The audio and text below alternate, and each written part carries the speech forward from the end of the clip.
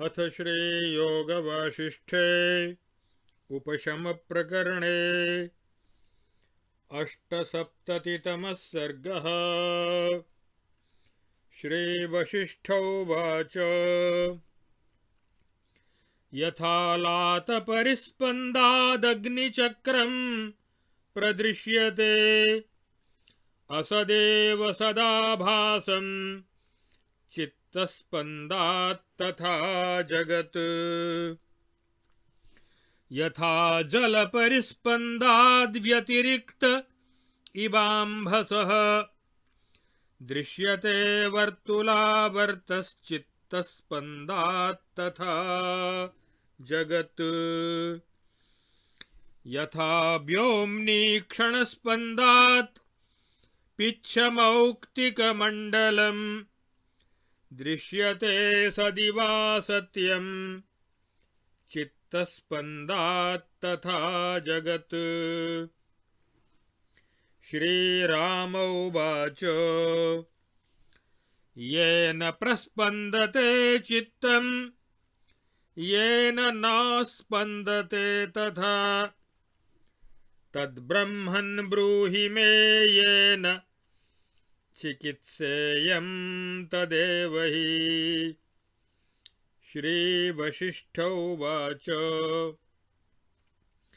यथा शौक्ल्यहि मे राम तिलतैललवौ यथा यथा कुसुमसौगन्ध्ये तथौष्ण्यदहनौ यथा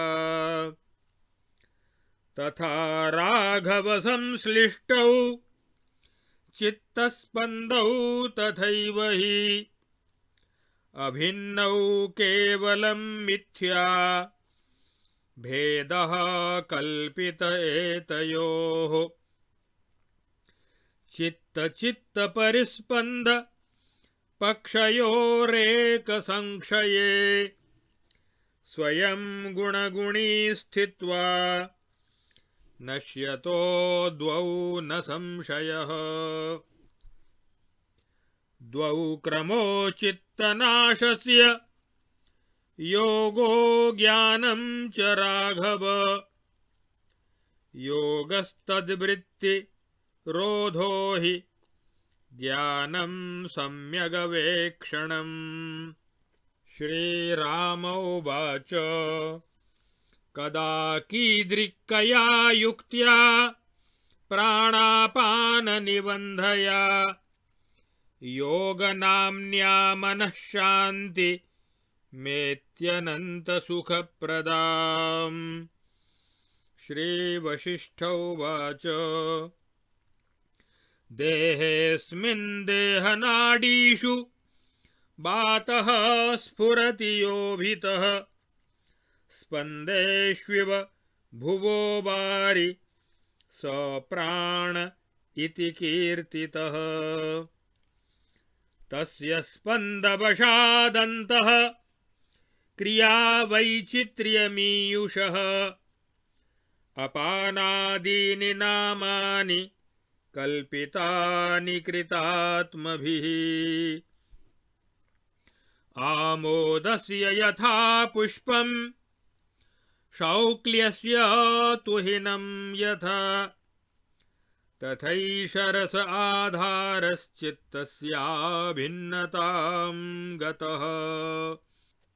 अन्तः प्राणपरिस्पन्दात् संकल्पकलनोन्मुखी संवित् संजायते यैषा तच्चित्तं विद्धि राघव। प्राणस्पन्दाच्चितः स्पन्दस्तत्स्पन्दादेव संविदः चक्रावर्तविधायिन्यो जलस्पन्दादिवोर्मयः। चित्तं प्राणपरिस्पन्दामाहुरागमभूषणाः तस्मिन् संरोधिते नून मुपशान्तं भवेन्मनः। मनः स्पन्दोपशान्त्यायं संसारः प्रविलीयते सूर्यालोकपरिस्पन्दशान्तौ व्यवहृतिर्यथा। श्रीराम उवाच अनिशं चरतां देहगेहे गगनगामिनां प्राणादीनां परिस्पन्दो वायूनां रोध्यते कथम्। श्रीवसिष्ठ उवाच शास्त्रसज्जनसम्पर्क वैराग्याभ्यासयोगतः अनास्थायां कृतास्थायां पूर्वसंसारवृत्तिषु यथाभिवाञ्छितध्यानाच्चिरमेकतयोदितात् एकतत्त्वघनाभ्यासात् प्राणस्पन्दो निरुध्यते। पूरकादिनिजायामादृढाभ्यासादखेदजात् एकान्तध्यानसंयोगात् प्राणस्पन्दो निरुध्यते। ओंकारोच्चारणप्रान्त शब्दतत्त्वानुभावनात् सुषुप्ते संविदो जाते प्राणस्पन्दो निरुध्यते। रेचके नूनमभ्यस्ते प्राणे स्फारे खमागते न स्पृशत्यङ्गरन्ध्राणि प्राणस्पन्दो निरुध्यते। पूरके नूनमभ्यस्ते पूराद्गिरिघनस्थिते प्राणे प्रशान्तसञ्चारे प्राणस्पन्दो निरुध्यते। कुम्भके कुम्भवत्कालमनन्तं परितिष्ठते अभ्यासात् स्तम्भिते प्राणे प्राणस्पन्दो निरुध्यते। तालुमूलगतां यत्नाज्जिह्वयाक्रम्य घण्टिकाम् ऊर्ध्वरन्ध्रगते प्राणे प्राणस्पन्दो निरुध्यते। समस्तकलनोन्मुक्ते न किञ्चिन्नाम सूक्ष्मखे ध्यानात् संविदिलीनायां प्राणस्पन्दो निरुध्यते। द्वादशाङ्गुलपर्यन्ते नासाग्रे विमलाम्बरे संविदृशि प्रशाम्यन्त्यां प्राणस्पन्दो निरुध्यते। अभ्यासादूर्ध्वरन्ध्रेण तालूर्ध्वं द्वादशान्तगे प्राणे गलितसंवृत्ते प्राणस्पन्दो निरुध्यते। भ्रूमध्ये तारकालोक शान्तावन्तमुपागते चेतने केतने बुद्धे प्राणस्पन्दो निरुध्यते। झटित्येव यदुद्भूतं ज्ञानं तस्मिन् दृढाश्रिते असंश्लिष्टविकल्पांशे प्राणस्पन्दो निरुध्यते।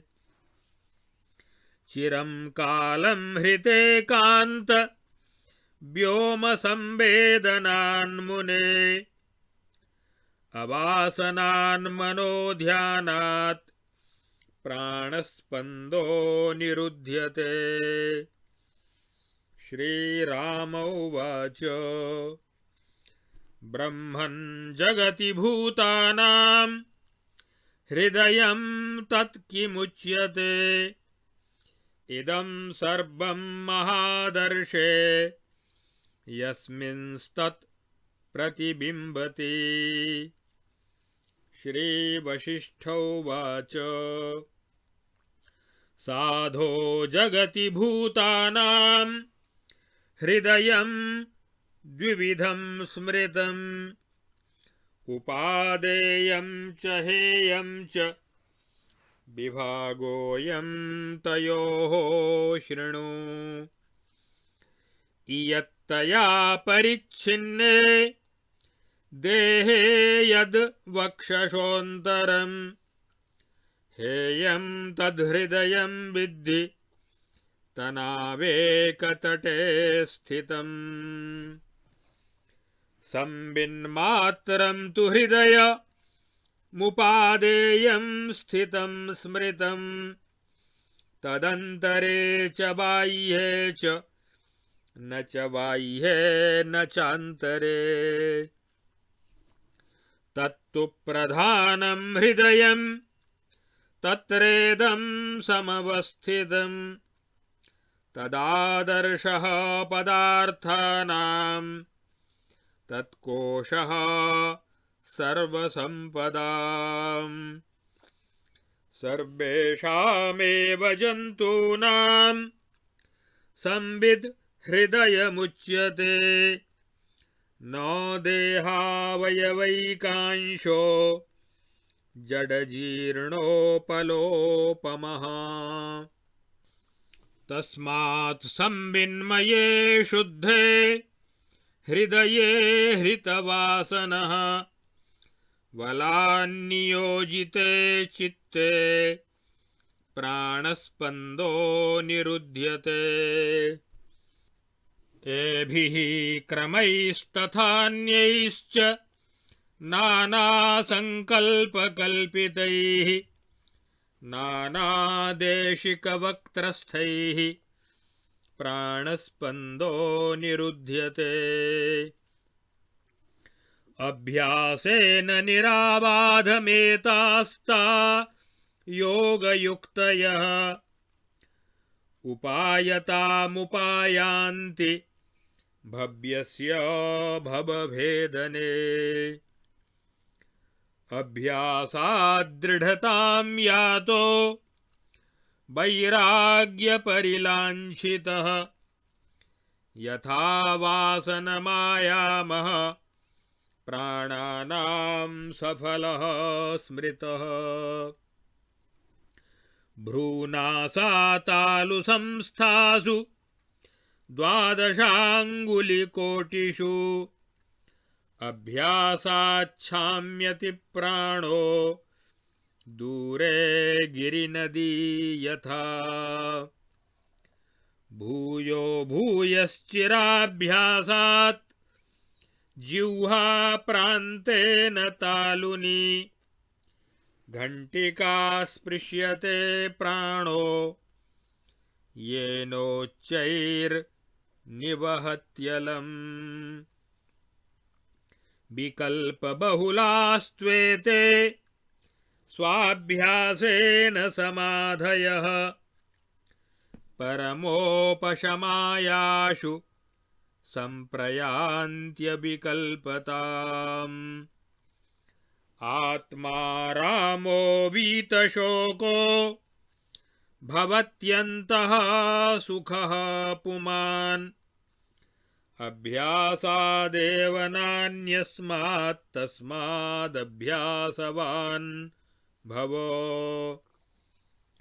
अभ्यासेन परिस्पन्दे प्राणानां क्षयमागते मनः प्रशममायाति निर्वाणमवशिष्यते। वासनावलितं जन्म मोक्षं निर्वासनं मनः प्राणं च राम गृह्णाति यथेच्छसि तथा कुरु। प्राणस्पन्दो मनोरूपं तस्मात् संश्रितिविभ्रमः तस्मिन्नेव शमं याते दीयते संसृतिज्वरः विकल्पांशक्षयाज्जन्तोः पदं तदवशिष्यते यतो वाचो निवर्तन्ते समस्तकलनान्विताः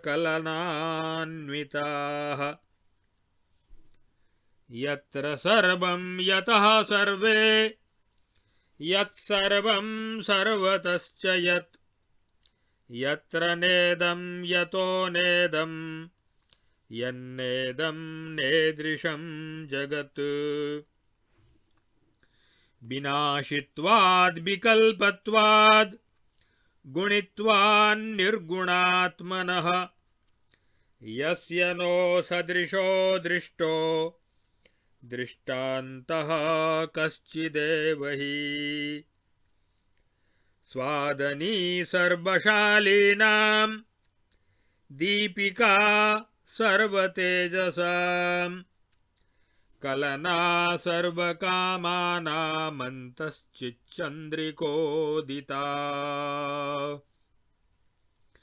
यस्मात् कल्पतरोर्बह्व्यः संसारफलपङ्क्तयः अनारतं बहुरसा जायन्ते च पतन्ति च तत्पदं सर्वसीमान्तमवलम्ब्य महामतिः यः स्थितः स्थिरधीस्तज्यः स जीवन्मुक्त उच्यते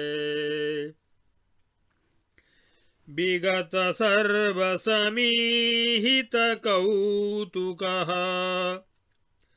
समुपशान्तहिताहितकल्पनः सकलसंव्यवहारसमाशयो भवति मुक्तमनाः पुरुषोत्तमः। इत्यार्षे श्री वासिष्ठ महारामायणे वाल्मीकीये देवदूतोक्तमोक्षोपायेषु उपशमप्रकरणे योगवर्णनं नाम 8सप्ततितमः सर्गः। अब श्री योग वासिष्ठ महारामायण के उपशम प्रकरण के 78वें सर्ग में चित्त के स्पंदन से होने वाली जगत की भ्रांति और चित्त तथा प्राण स्पंदन का स्वरूप तथा उसके निरोध रूप योग की सिद्धि के अनेक उपायों का वर्णन इस सर्ग में किया गया है। श्री वशिष्ठ जी कहते हैं, हे श्री राम, जैसे रात्रि में जलती हुई लुकाठी को गोल गोल घुमाने से अग्निमय चक्र असत होते हुए भी सत के जैसा दिखाई पड़ता है, वैसे ही चित्त के संकल्प से असत जगत सत सा दिखाई पड़ता है। जैसे जल के चारों ओर घूमने से जल से पृथक गोल नाभि के आकार का आवर्त भंवर दिखाई पड़ता है, वैसे ही चित्त के संकल्प विकल्प से जगत दिखाई पड़ता है। जैसे आकाश में नेत्रों के दोष से असत मोर के पंख और मोती के समूह सत्य जैसे दिखाई पड़ते हैं, वैसे ही चित्त के संकल्प से असत जगत सत्य जैसा दिखाई पड़ता है। यत्सत्वादमृषैव भाति सकलम रज्जौ यथा हेर्भ्रमः।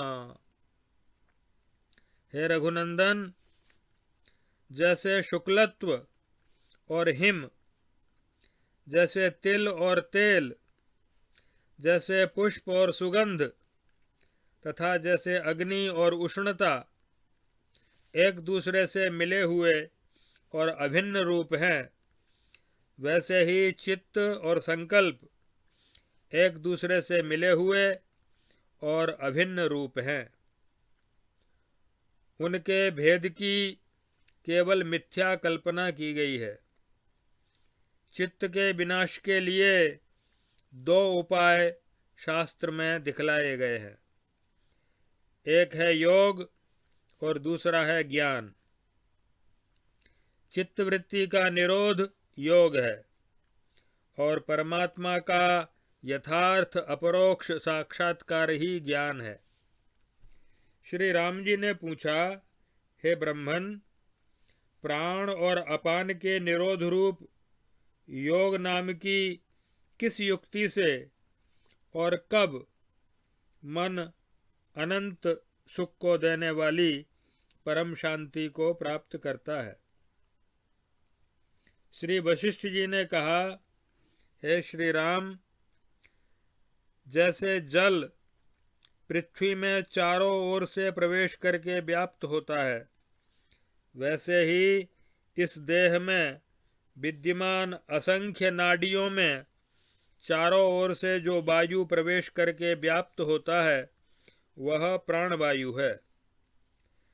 स्पंदन के कारण भीतर क्रिया के वैचित्र को प्राप्त हुए उसी प्राणवायु के अपान आदि नामों की योगी विवेकी पुरुषों ने कल्पना की है। जैसे सुगंध का आधार पुष्प है तथा जैसे शुक्लता का आधार हिम है, वैसे ही चित्त का यह प्राण ही आधार है। प्राण के स्पंदन से चित्त का स्पंदन होता है और चित्त के स्पंदन से ही पदार्थों की अनुभूतियां होती हैं। जिस प्रकार जल के स्पंदन से चक्र की तरह गोल आकार की रचना करने वाली लहरें उत्पन्न होती हैं, चित्त का स्पंदन प्राण स्पंदन के अधीन है। अतः प्राण का निरोध करने पर मन अवश्य उपशांत अर्थात निरुद्ध हो जाता है। यह बात वेद शास्त्रों को जानने वाले विद्वान कहते हैं। मन के संकल्प का अभाव हो जाने पर यह संसार विलीन हो जाता है। श्री राम जी ने पूछा, महाराज, देह रूपी घर में स्थित हृदयादि स्थानों में विद्यमान नाड़ी रूपी छिद्रों में निरंतर संचरण करने वाले तथा मुख नासिका आदि छिद्रों में निरंतर गमनागमनशील प्राण आदि वायुओं का स्पंदन कैसे रोका जा सकता है? इसके उत्तर में श्री वशिष्ठ जी ने कहा, हे श्री राम, शास्त्रों के अध्ययन, सत्पुरुषों के संग, वैराग्य और अभ्यास से सांसारिक दृश्य पदार्थों में सत्ता का अभाव समझ लेने पर चिरकाल पर्यंत एकतानता पूर्वक अपने इष्ट देव के ध्यान से और एक सच्चिदानंद घन परमात्मा के स्वरूप में स्थिति के लिए तीव्र अभ्यास से प्राणों का स्पंदन निरुद्ध हो जाता है। सुखपूर्वक रेचक, पूरक और कुंभक आदि प्राणायामों के दृढ़ अभ्यास से तथा एकांत ध्यान योग से प्राणवायु निरुद्ध हो जाता है। ओमकार का उच्चारण और ओमकार के अर्थ का चिंतन करने से बाह्य विषयों के ज्ञान का अभाव हो जाने पर प्राणवायु का स्पंदन रुक जाता है। रेचक प्राणायाम का दृढ़ अभ्यास करने से विशाल प्राणवायु के बाह्य आकाश में स्थित हो जाने पर नासिका के छिद्रों को जब प्राणवायु स्पर्श नहीं करता तब प्राणवायु का स्पंदन रुक जाता है। इसी का नाम बाह्य कुंभक प्राणायाम है। पूरक का दृढ़ अभ्यास करते करते पर्वत पर मेघों की तरह हृदय में प्राणों के स्थित हो जाने पर जब प्राणों का संचार शांत हो जाता है तब प्राण स्पंदन रुक जाता है। इसी का नाम आभ्यंतर कुंभक प्राणायाम है। कुंभ की तरह कुंभक प्राणायाम के अनंत काल तक स्थिर हो जाने पर और अभ्यास से प्राण का निश्चल स्तंभन हो जाने पर प्राणवायु के स्पंदन का निरोध हो जाता है। इसी का नाम स्तंभ वृत्ति प्राणायाम है। रेचक, पूरक और कुंभक इन तीनों प्राणायामों का योग दर्शन में महर्षि पतंजलि ने इस प्रकार वर्णन किया है। तस्मिन् सति श्वास प्रश्वासयोर गति विच्छेदः प्राणायामः। उस आसन के सिद्ध हो जाने के बाद तस्मिन् सति श्वास और प्रश्वास की गति का रुक जाना यही प्राणायाम है। श्वास प्रश्वासयोर गति विच्छेदः उसी का नाम प्राणायाम है। तात्पर्य यह है कि प्राणवायु का शरीर में प्रविष्ट होना श्वास है और बाहर निकलना प्रश्वास है। इन दोनों की गति का रुक जाना, प्राणवायु की गमनागमन रूप क्रिया का बंद हो जाना ही प्राणायाम का सामान्य लक्षण है। इस प्राणायाम के 3 भेद हैं। बाह्याभ्यंतर स्तंभ वृत्तिर देश काल संख्या भी परिदृष्टो दीर्घ सूक्ष्म। उक्त प्राणायाम बाह्य वृत्ति और आभ्यंतर वृत्ति तथा स्तंभ वृत्ति ऐसे 3 प्रकार का होता है। बाह्य वृत्ति माने बाह्य कुंभक, आभ्यंतर वृत्ति माने आंतर कुंभक और स्तंभ वृत्ति माने यथाभूत जैसे के तैसा रोक देना। तथा वह देश, काल और संख्या द्वारा देखा जाता हुआ लंबा और हल्का होता जाता है। प्राणवायु को शरीर से बाहर निकालकर बाहर ही जितने काल तक सुखपूर्वक रुक सके उतनी देर तक रोके रखना और साथ ही साथ इस बात की भी परीक्षा करते रहना कि वह बाहर आकर कहाँ ठहरा है, कितने समय तक ठहरा है और उतने समय में स्वाभाविक प्राण की गति की कितनी संख्या होती है। यह बाह्य वृत्ति प्राणायाम है। इसे रेचक भी कहते हैं क्योंकि इसमें रेचन पूर्वक प्राण को रोका जाता है। अभ्यास करते करते यह दीर्घ अर्थात लंबा होता जाता है और बहुत काल तक रुके रहने वाला और सूक्ष्म, हल्का, अनायास साध्य हो जाता है।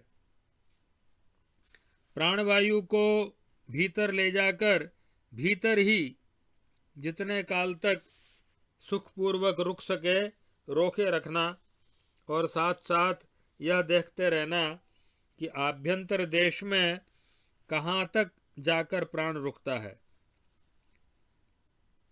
और वहाँ कितने काल तक सुखपूर्वक ठहरता है और उतने समय में प्राण की स्वाभाविक गति की कितनी संख्या होती है। यह आभ्यंतर वृत्ति प्राणायाम है। इसे पूरक प्राणायाम भी कहते हैं क्योंकि इसमें शरीर के अंदर ले जाकर प्राण को रोका जाता है। अभ्यास के बल से यह भी दीर्घ और सूक्ष्म होता जाता है। शरीर के भीतर जाने और बाहर निकलने वाली जो प्राणों की स्वाभाविक गति है उसे प्रयत्न पूर्वक बाहर या भीतर लाने अथवा ले जाने का अभ्यास न करके प्राणवायु स्वभाव से बाहर निकला हो या भीतर गया हो, जहाँ हो वहीं उसकी गति को स्तंभित कर देना, रोक देना और यह देखते रहना कि प्राण किस देश में रुके हैं, कितने समय तक सुखपूर्वक रुके रहते हैं। इस समय में स्वाभाविक गति की कितनी संख्या होती है, ये सब चेक करना, इसका नाम है स्तंभ वृत्ति प्राणायाम। इसे कुंभक प्राणायाम भी कहते हैं। अभ्यास बल से यह भी दीर्घ और सूक्ष्म होता जाता है।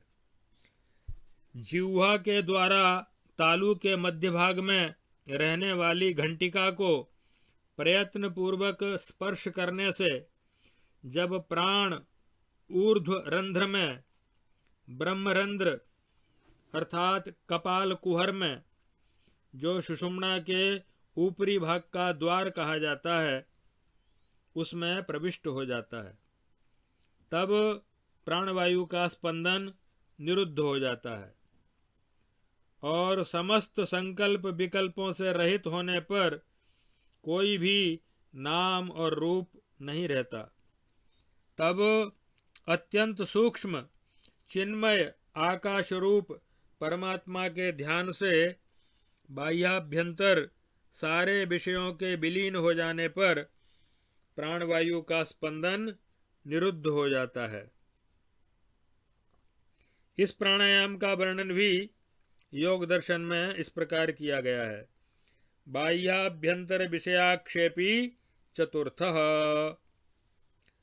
अर्थात बाहर और भीतर के विषयों का त्याग कर देने से अपने आप होने वाला यह चौथा प्राणायाम है। भाव यह है कि बाहर और भीतर के विषयों के चिंतन का त्याग कर देने से इस समय प्राण बाहर निकल रहे हैं या भीतर जा रहे हैं अथवा चल रहे हैं कि ठहरे हुए हैं, इस जानकारी का त्याग करके मन को परमात्मा में लगा देने से देश काल और संख्या के ज्ञान के बिना ही अपने आप जो प्राणों की गति जिस किसी देश में भी रुक जाती है, वह चौथा प्राणायाम है। यह अनायास होने वाला राजयोग का प्राणायाम है। नासिका के अग्रभाग से लेकर 12 अंगुल पर्यंत निर्मल आकाश भाग में नेत्रों की लक्ष्यभूत संबित दृष्टि अर्थात वृत्ति ज्ञान के शांत हो जाने पर, अर्थात नेत्र और मन की वृत्ति को रोकने से प्राण का स्पंदन निरुद्ध हो जाता है। विज्ञान भैरव में ऐसे अनेक उपाय बताए हुए हैं। अभ्यास से यानी योग शास्त्रों में प्रदर्शित पवन निरोध के अभ्यास से ऊर्ध्व रंध्र के द्वारा सुषुम्ना मार्ग से तालू के ऊपर जो ब्रह्मरंध्र है उसमें स्थित प्राणवायु जब विलीन हो जाता है तब प्राणवायु का स्पंदन रुक जाता है। भ्रिकुटी के मध्य में चक्षु इंद्री की वृत्ति के शांत होने से आज्ञा चक्र में प्राणों के विलीन हो जाने पर जब चिन्मय परमात्मा का अनुभव हो जाता है तब प्राणों का स्पंदन रुक जाता है। ईश्वर के अनुग्रह से तुरंत उत्पन्न हुए दृढ़ीभूत तथा समस्त विकल्पांशों से रहित परमात्म ज्ञान के हो जाने पर प्राणों का स्पंदन निरुद्ध हो जाता है। हे मननशील श्री राम जी, हृदय में स्थित एकमात्र चिन्मय आकाश स्वरूप परमात्मा के ज्ञान से, विषय वासना के अभाव से और मन के द्वारा परमात्मा का निरंतर ध्यान करने से प्राणों का स्पंदन निरुद्ध हो जाता है। श्री रामचंद्र जी ने पूछा कि ब्रह्मन, इस जगत में प्राणियों के उस हृदय का स्वरूप क्या है जिसमें यह सब दर्पण में प्रतिबिंब की तरह स्फुरित होता है। तब वशिष्ठ जी ने कहा कि हे श्री राम, इस जगत में प्राणियों के दो प्रकार के हृदय हैं, एक उपादेय और दूसरा हेय। अब तुम इनका विभाग सुनो।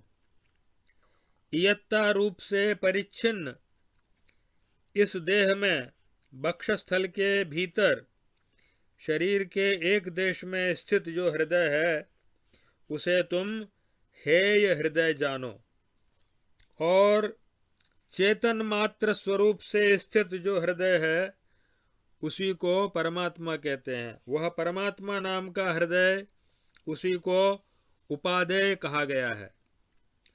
वह परमात्मा सबके भीतर और बाहर है, और भीतर एवं बाहर नहीं भी है। अर्थात संसार के प्रतीति काल में तो परमात्मा उसके भीतर और बाहर सब जगह परिपूर्ण है, और वास्तव में वह संसार के भीतर और बाहर नहीं है, क्योंकि संसार का ही अत्यंत अभाव है।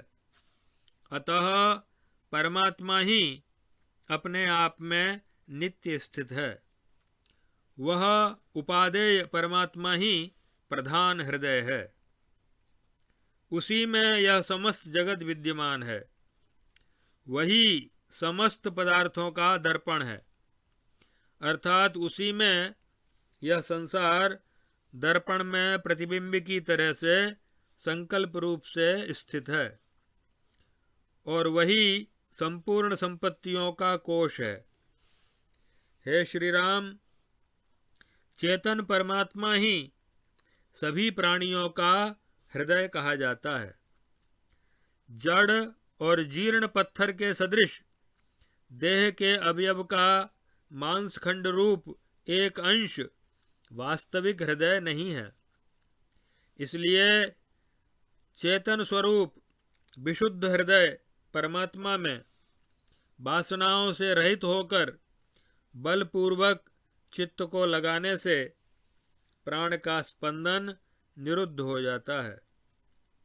इन पूर्वोक्त उपायों से तथा अन्यान्य अनेक तत्वज्ञ आचार्यों के मुख से उपदिष्ट नाना संकल्पों से कल्पित उपायों से प्राणस्पंद निरुद्ध हो जाता है।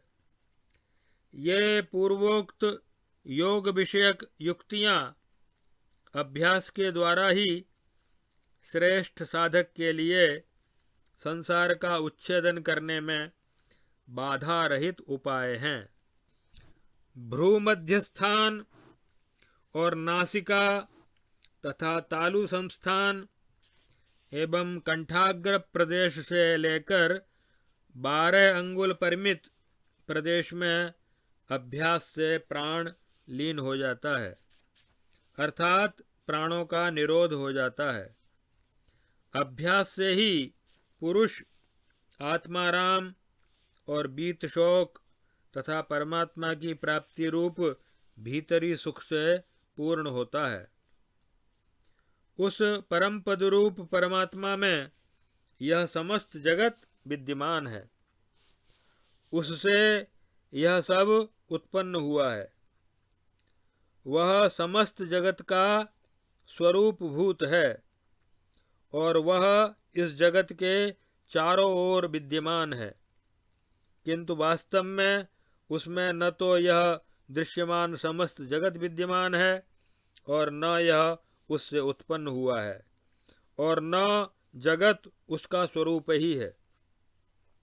वास्तव में इस प्रकार का जगत है ही नहीं, प्रत्युत वह परमात्मा स्वयं ही अपने आप में स्थित है। हे श्री राम, जो महाबुद्धिमान ज्ञानी महात्मा पुरुष सारी सीमाओं के अंतरूप उस परम पद का अवलंबन करके स्थित रहता है, वह स्थित प्रज्ञ तत्ववेत्ता जीवन मुक्त कहलाता है। जिस महात्मा की समस्त कामोपभोग की इच्छाएं निवृत्त हो गई हैं, जिसका संपूर्ण पदार्थों में अनुकूलता और प्रतिकूलता रूप संकल्प निवृत्त हो गया है, तथा जिसका अंतःकरण समस्त व्यवहारों में हर्ष और विषाद से रहित तथा सम हो गया है, एवं जिसका मन शांत हो गया है, वह महात्मा सब पुरुषों में श्रेष्ठ है। वीतराग भय क्रोधा मन्मया मामुपाश्रिताः बहवो ज्ञान तपसा पूता मद्भावमागताः।